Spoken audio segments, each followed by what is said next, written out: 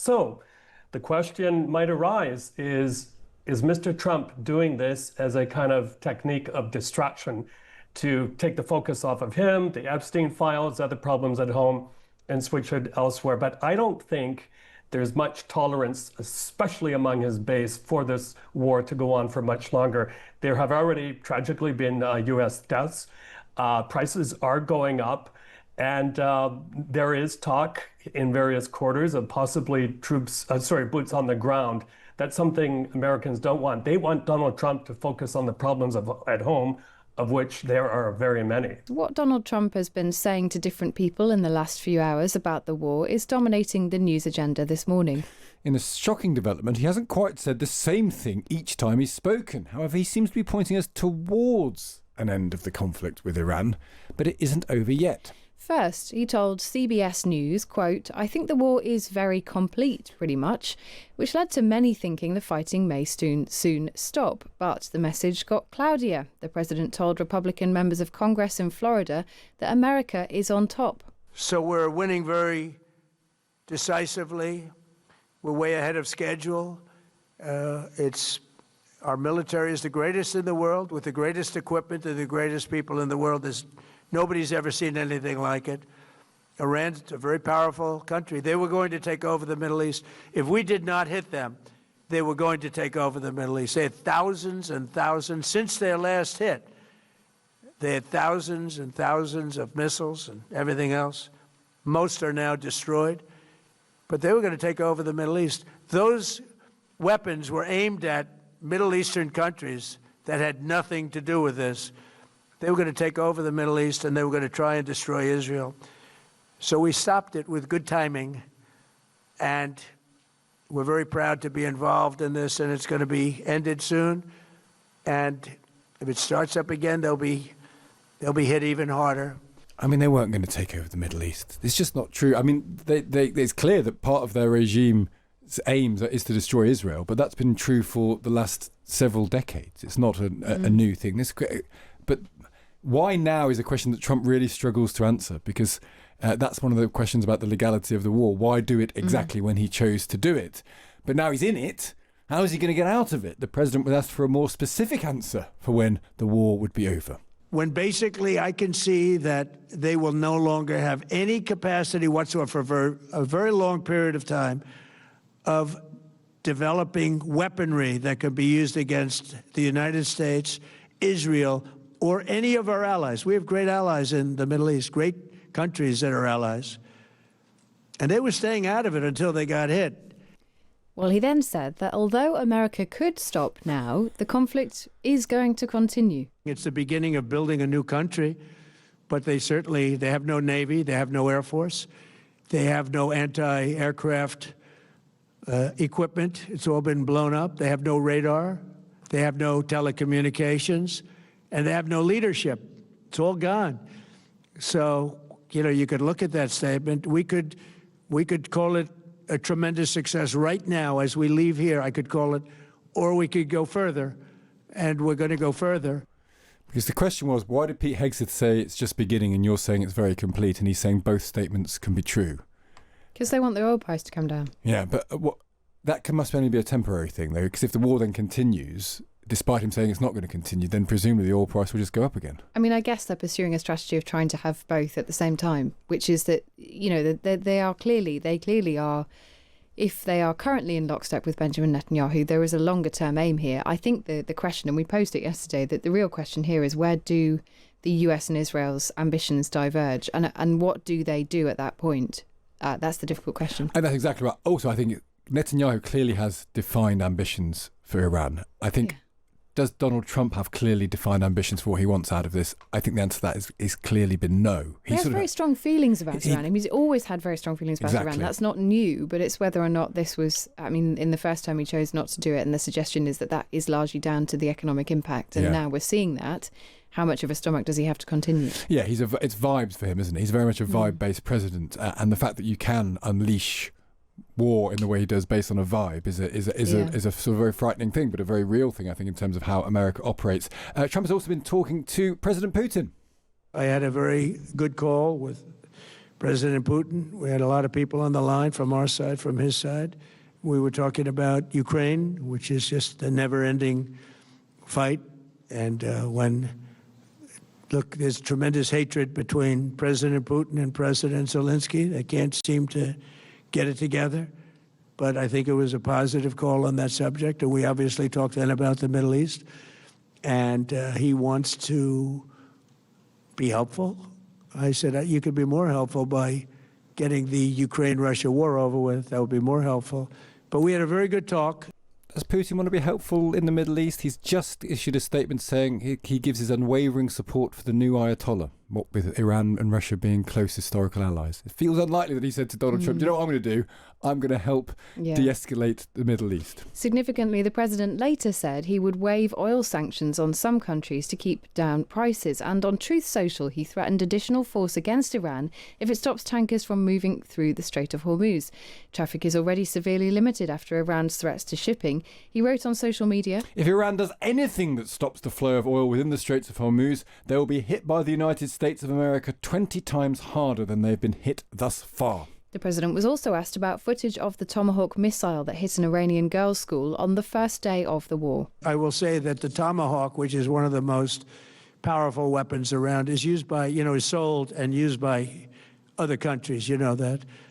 And whether it's Iran, who also has some Tomahawks, I wish they had more, but whether it's Iran or somebody else, the fact that a Tomahawk is very generic, it's sold to other countries. But that's being investigated right now. I mean, there are a number of stories and a number of news outlets have done verification work on what they believe was an American-fired missile because it came at the same time as a number of other missiles in the same area. Accidental, not intentional, not an intentional hit, but it did claim the lives of 110 children. And there is an American investigation ongoing. Donald Trump also said at some point overnight that he would be willing to live with the findings of that investigation. It is 13 minutes past 6. Well, to discuss everything that we've just heard, so just a small amount of news overnight, we're joined by Michael Bociurkiw, the Senior Fellow of the Atlantic Council, who joins us from Manila. Good morning. Good morning. Good to be with you. Great to have you with us because we do need a bit of deciphering, really. What's Donald Trump up to? Is he deliberately saying a number of different things at once? Well, come on, we're talking about the contortionist in chief here, so of course he's allowed to be contradictory. Quit being so hard on him. Just kidding. But look, this is something we've got used to. He makes things up, he exaggerates, and I'm being charitable in my language. You know what's interesting, Kate, is I've just returned from the United States, and as you mentioned, I'm in Manila, but I was in New York, New Jersey, Washington, D.C., I did not see one sign out there, support the troops or death to Iran, nothing. And you feel this uneasy and kind of anxiety when you talk to people about this war because, no one knows where it's going, why they did it, and of course, where it will end. And, here in Asia, a lot of panic as there is around the world about increasing gas and oil prices.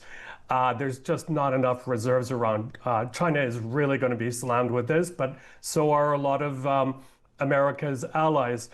You played the clip there about him talking about his call with Vladimir Putin. Of course, there's no written record from the White House side, but it really is insulting to the Ukrainian people when they hear him almost assign blame to both sides for what's going on there. And I know there's a lot of balls in the air here, but let me throw a couple more things out since since I raised Russia. Is number one, it looks like Mr. Trump will alleviate the sanctions on Russian oil. He's already given a temporary waiver to India.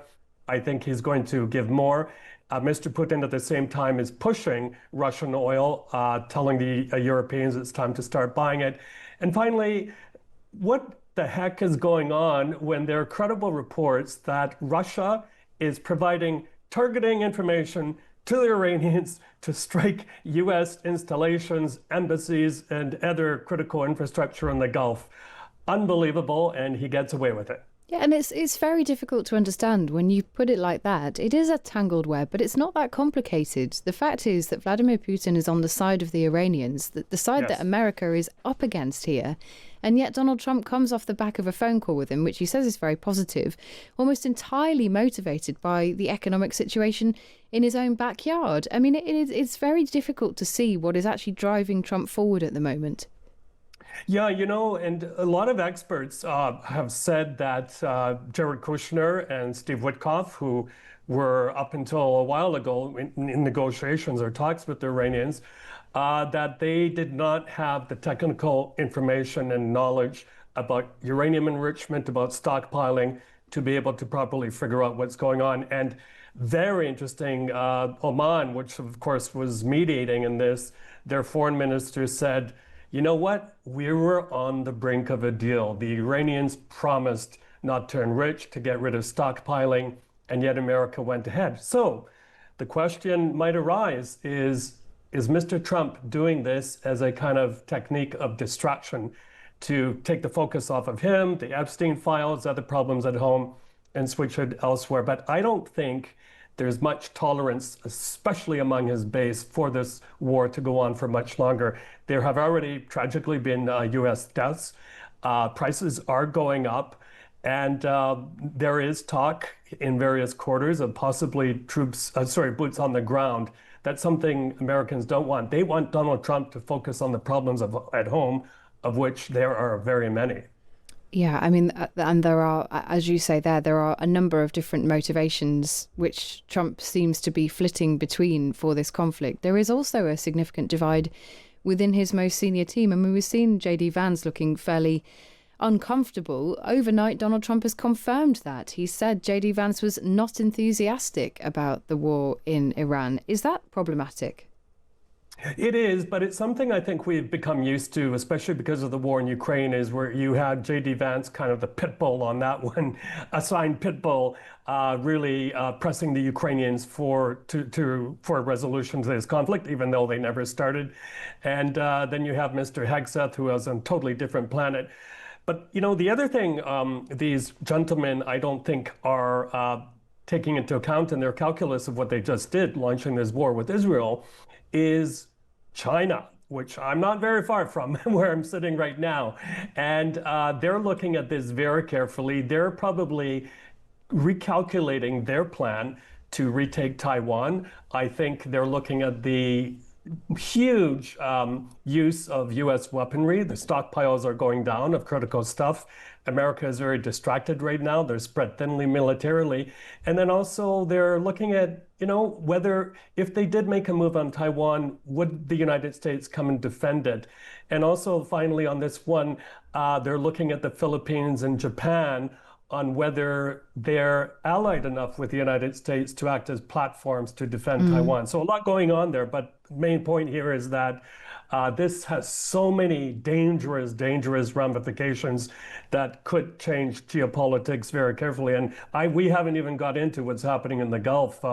A lot of countries there on edge because their existence relies so much on oil and gas, and now the Iranians are even pounding their desalination plants. So if you cut off the water, big problems there. I find the water, the element of this that is about water security is unmentioned so far and absolutely fascinating when you think about the domestic reaction. Michael, thank you so much. We could talk for hours. There is so much going on there, so many threads to pull out. Thank you for guiding us through that. Michael Bociurkiw there. Welcome.